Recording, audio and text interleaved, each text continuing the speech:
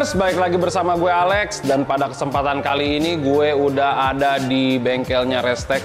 Dan sesuai dengan judul video hari ini, gue mau ngebedah nih motornya Kawahara Racing yang tahun ini, tahun 2023 merajai lah. Bukan cuma juara tapi merajai balap Motoprix, balap nasional Motoprix gitu. Nah, di sebelah gue udah ada Om Wahyu, juara Asia 2 kali, yang tahun ini pertama kalinya bikin tim untuk Motoprix. Oke, Om, aku mau nanya dulu nih pertama-tama mengenai awal mula dari tim ini, gitu. Awal mula dari tim awal ini, mulanya terbentuknya tim ini gimana? terbentuknya itu karena saya punya hubungan baik dengan Bos Coki.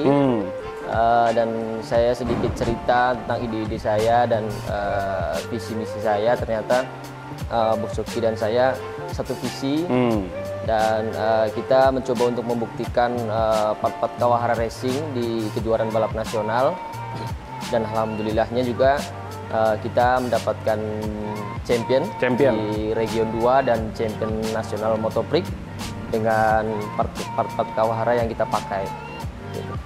Om, kalau melihat pencapaian di tahun ini, tentunya nggak luput dari kerjasama tim yang baik, gitu. Kalau saya mau tanya, yang saya mau tahu nih, kenapa sih timnya bisa langsung solid? Karena kalau mau juara ya tentunya selain motornya kencang, balapnya bagus, pasti kita harus punya tim yang solid, gitu loh. Itu rahasianya apa, dan peran-peran orang di belakang ini tuh ada siapa aja sih? Sebenarnya tim ini tuh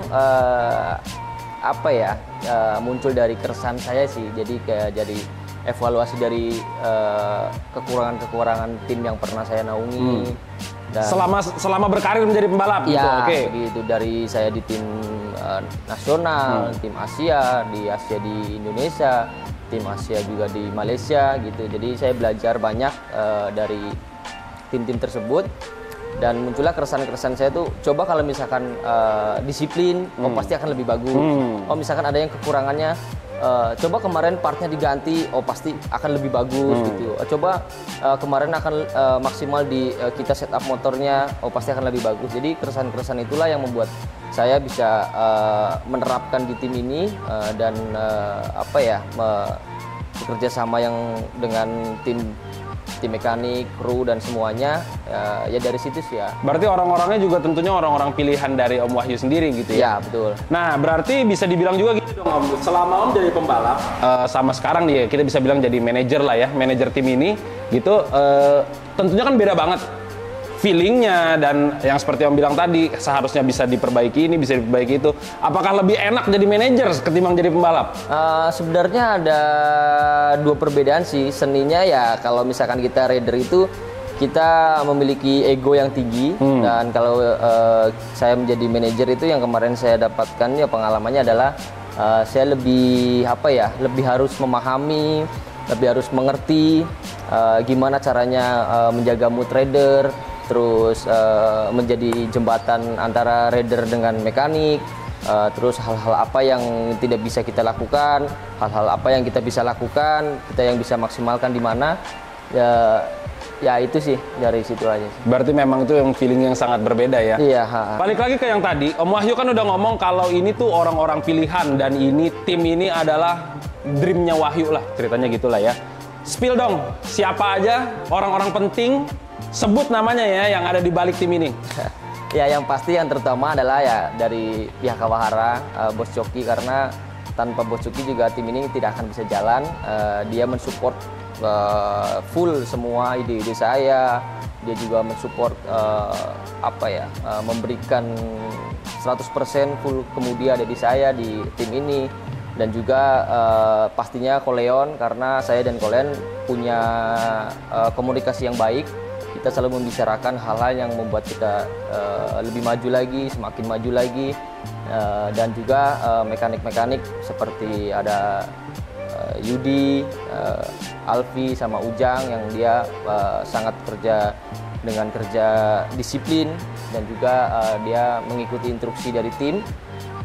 Ya pastinya juga dari rider, ada Akbar Abu juga, dia punya rider yang mentalitasnya sangat, menurut saya itu di atas rata-rata, dan dia juga mempunyai skill yang bagus. Saya aja hanya mempoles sedikit-sedikit aja lah. Kalau untuk teknik segala macam dia udah ahlinya. Udah oke lah ya. Udah oke lah, gitu sih. Nah Om, Kawahara 60 Racing ini sudah menutup tahun 2023 dengan sempurna lah ya, bisa kita bilang. Alhamdulillah. Nah kalau misalkan untuk 2024, kira-kira Kawahara dan 60 Racing ini mau ngapain lagi? Pastinya kita punya planning yang bagus, dan juga kita sudah rencanakan sesuatu, cuman kita masih menunggu regulasi dari kejuaraan nasional, karena sekarang regulasi kejuaraan nasional masih belum banyak berubah juga sih ya, masih banyak isu-isu berubah, ketok palu. Jadi kita tidak bisa langsung memutuskan untuk A dan B dan C karena kita belum tahu. Setelah nanti regulasinya sudah fix, kita akan tentukan strategi kita untuk 2024. Ya semoga saja rencana-rencana kita bisa tercapai dan bisa mengulang kejayaan-kejayaan di 2023. Amin. 2023 ini. Berarti untuk semua Kawahara Riders di luar sana nggak perlu khawatir, karena Kawahara 60 Racing pasti akan meramaikan kejuaraan balap tanah air ini tahun depan, oke? Amin, amin. Secara tim berarti garis besarnya kita udah ulas nih ya Om ya. Berarti sekarang aku mau ngajak Kawahara Riders, boleh nggak nih kira-kira buat ngobrol sama mekaniknya? Boleh. Dari Kawahara 60 Racing ini, boleh. Atau yang bisa dibilang ya the man behind the machine, oke? Oke. Berarti kita boleh sambut Koleon dulu. Oke, Kawahara Riders, di sebelah gue udah ada Koleon, the man behind the machine, yang seperti kalian tahu udah melanglang buana lah di dunia balap motor tanah air, Asia. Nah, jangan Koleon deh, kayaknya umurnya terlalu jauh, Om aja ya. Om, mau nanya dong, apakah ini pertama kali untuk Om bikin motor dengan part-part Kawahara? Sebenarnya untuk part Kawahara sendiri kan establishnya sudah lama ya. Ya. Jadi memang kita sebelumnya juga sudah pernah menggunakan part-part engine Kawahara. Mungkin dulu kebanyakan kita pakai di container ya. Container titanium ya. Itu kalau untuk di motor ini ada part baru nggak? Atau barang-barang apa aja nih yang pertama kali lah? Kalau untuk di motor ini memang yang terbaru sebenarnya kita meriset knalpot ya. Jadi knalpot ini dari awalnya kita riset. Pertama menggunakan waktu itu stainless ya, stainless. Terus akhirnya dengan penyesuaian karakter power yang kita cari, yang dibutuhkan untuk sirkuit. Karena kemarin balapnya di region Jawa, jadi kita ada sirkuitnya kan Tasik, Subang, Sentul dan Sentul ya. Jadi penyesuaian powernya memang di pipa knalpot dan di silencer. Gitu. Dan kalau untuk part-part lainnya kita sedang proses meriset piston Kawahara kan. Mungkin sudah sekitar 3 atau 4 bulan lalu kita tes, secara durability oke, secara power oke, jadi kita pakai tinggal asah untuk semaksimalnya sampai apa, sampai sejauh mana gitu ya? Iya, betul. Oke. Terus Om lanjut ke pertanyaan selanjutnya nih, kalau misalkan dari si tenaga motor itu sendiri, boleh di-spill nggak mengenai horsepower dan torsi motornya itu sendiri? Oke, kalau misalnya secara horsepower, motor ini dalam kondisi balap kemarin, ini powernya sekitar 27,8 di Dyno Jet ya. Dyno Jet? Mungkin kalau di Dyno Superflow kemarin sekitar 30,8, hampir 31. Hampir 31. Gitu. Dan torsinya kemarin di Dyno Jet itu sekitar 16,2 foot-pound ya. Jadi power yang sangat cukup, malah kalau saya rasa lebih. Untuk balapan di sirkuit kecil. Berarti ini udah di downgrade ya Om ya? Jadi sebenarnya bukan di downgrade. Jadi sebenarnya kita penyesuaian aja. Penyesuaian dari si pembalap dan si sirkuit itu sendiri. Betul. Jadi kita juga nggak bisa punya motor yang overpower. Kita butuh motor yang pas untuk pembalap sesuai dengan karakternya, dan engine yang durable untuk kondisi sirkuit yang kecil. Betul. Berarti bisa dibilang sebenarnya potensi motor ini untuk kejar power itu masih jauh. Masih bisa mungkin sekitar 5% lagi kita cari dari power, tapi kalau untuk trek kecil nggak diperlukan ya? Nggak diperlukan. Gitu. Terus kalau misalkan untuk si mesin ini sendiri Om, apakah ini motor ngikutin abut atau abut ngikutin motor? Oke, kalau kita biasa bikin motor, pertama kita buat base setup dulu. Base? Sesuai dengan... ada dasarnya itu sendiri? Ya, ada base setup yang kita sudah dapat pengalaman dari pembalap-pembalap sebelumnya. Ya.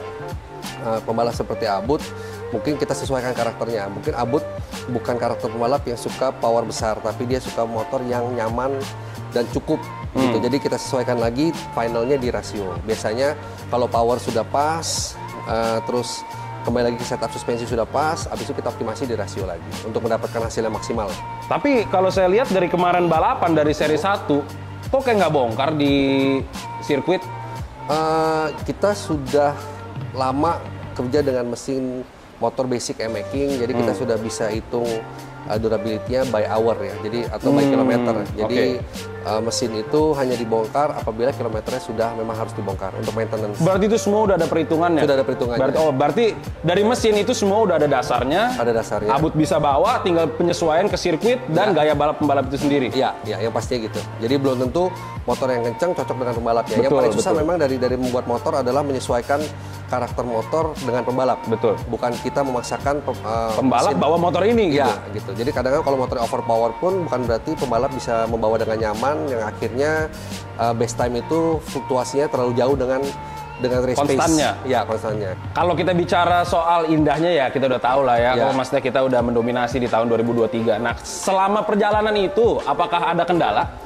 Kalau kendala secara teknis sih hampir enggak ya, hampir enggak ada. Jadi memang kendala biasanya di setiap sirkuit itu ya tadi seperti saya bilang tadi adalah penyesuaian power, penyesuaian rasio yang berhubungan sekali sama suspensi. Tapi itu proses yang biasa ya, memang di alam. Betul. Jadi setiap terkadang di sirkuit yang sama pun di seri yang berbeda terkadang problem berbeda karena kita lihat kondisi track di Indonesia ini kan mungkin bukan yang luar biasa ya kondisi sirkuitnya. Jadi by time itu dia bisa berubah terus. Betul.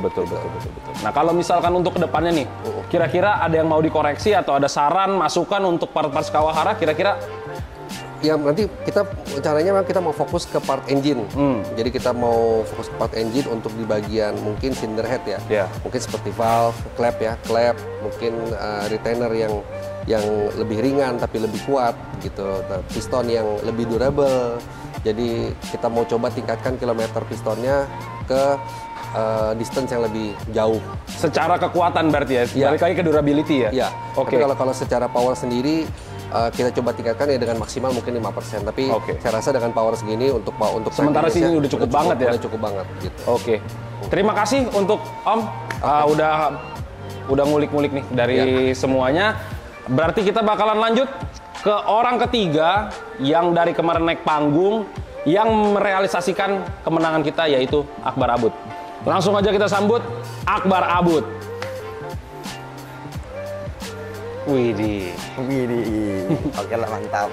Nah, inilah dia Akbar Abud yang udah merealisasikan juaranya Kawahara di 2023. Nah, Bud, kira-kira kalau misalkan dari sisi kamu, apa yang kamu rasakan sih berada di tim ini? Saya sangat bangga menjadi dari bagian tim Kawahara Race Tech 60 ini. Selain menambah jam terbang saya juga, saya banyak bertukar pikiran sama Mas Wahyu juga dari segi teknik setup motor, teknik-teknik balap, berarti memang dibantu juga sama Mas Wahyu ya. Nah, awal mulanya kamu bisa masuk ke tim ini, apakah gara-gara dengan dipanggil sama Wahyu atau memang gimana? Sebelumnya belum tahu juga kan mau balap Motoprik ini, tiba-tiba Mas Wahyu ngajakin, berarti diajakin sama Wahyu ya. Bud, selama 4 kali nih menunggangi motor ini di kejuaraan Motoprik, feelingnya seperti apa sih? Saya sangat pede memacu e-making ini karena kita sebelum melakukan race, kita tes beberapa part yang disediakan Kawahara ini. Berarti memang secara persiapan udah dimatengin dulu gitu ya? Setiap kali sebelum mulai balap gitu. Berarti biasanya kamu kan udah nyampe di sirkuit itu di hari Selasa, hari Rabu lah ya. Berarti kamu udah mulai latihan dan udah makanya confident banget di setiap itunya ya. Nah, kalau masalah jam start, apa yang terjadi waktu itu? Kurang fokus aja sih mungkin karena terlalu pede juga. Atau emang ngincer langsung ke depan atau gimana? Ya kayaknya itu juga sih. Pengennya langsung ninggalin aja gitu ya? Iya. Terus Bud, tadi kita kan juga udah ngobrol sama Koleon, sama Wahyu juga. Kita tadi udah ngobrol mengenai perjalanan dari motor ini lah ya. Nah, kalau misalkan dari sisi Abud sendiri, Abut ini mendominasi loh dari race pertama, bukan dari race pertama, bahkan dari free practice pertama sampai race 2 terakhir. Itu Abut sangat mendominasi. Sebenarnya apa sih yang Abut rasain selama naik motor ini, dan sebenarnya gimana bisa mendominasi begitu gitu loh? Abut udah cocok banget sama karakter motor ini, dan sebelumnya juga kan di event One Prix itu kan motornya sama juga karakternya kayak motor ini, jadi ya udah sehati banget lah ya. Tadi juga Ko Leon ada ngomong kalau misalkan Abut ini sebenarnya nggak suka motor yang tenaganya terlalu meledak-ledak, dan Abut itu lebih suka motornya yang bisa dibawa, dan Abut itu mengendarai motor bukan menaklukkan motor. Apakah itu benar? Betul berarti ya. Berarti memang Abut sama Ko Leon ini memang udah cocok banget kalau riders. Dipadu lagi dengan mungkin jam terbang Abut yang udah mulai semakin tinggi, dan Ko Leon juga dengan pengalamannya di mekanik ini, di mekanik making ini, makanya bisa menjadi sempurna dan mendominasi. Berarti setelah kita mengakhiri tahun 2023 ini dengan sempurna lah ya. Kamu udah juara Motoprix, Piala Presiden juga juara lagi, juara nasional, juara region, dan runner up di One Prix ya. Berarti tahun depan masih main di novice? Masih. Harapannya tahun depan apa? Harapan saya kalau tahun depan bisa champion One Prix aja. Bisa di One Prix? Iya, sama pengen main Asia. Mau langsung main Asia? Iyalah. Om, gimana ini? Coba mau... Ternyata Abut mau mendampingi Wahyu di Asia tahun depan kayaknya ini. Ntar coba ya, kita coba omongin aja coba Om ya. Siap. Isu-isu aja. Isu-isu. Oke, kawan riders, kita udah sampai di penghujung video dari bedah motor Motoprix-nya Kawahara Racing, yang sudah kita bahas juga mengenai teknologi saat ini, teknologi kedepannya bersama Ko Leon juga, dan mengenai harapan dan pencapaian dari Wahyu Aji, begitu juga dengan pembalap Akbar Abut. Oke, kawan riders, berarti kurang lebih kita seperti itulah ya mengenai pencapaiannya Kawahara di tahun 2023 dan jenjang kedepannya. Karena kita tadi udah ngomongin mengenai teknologi sekarang dan yang akan datang juga bersama Ko Leon. Begitu juga dengan harapan dari Wahyu Aji dan Akbar Abut.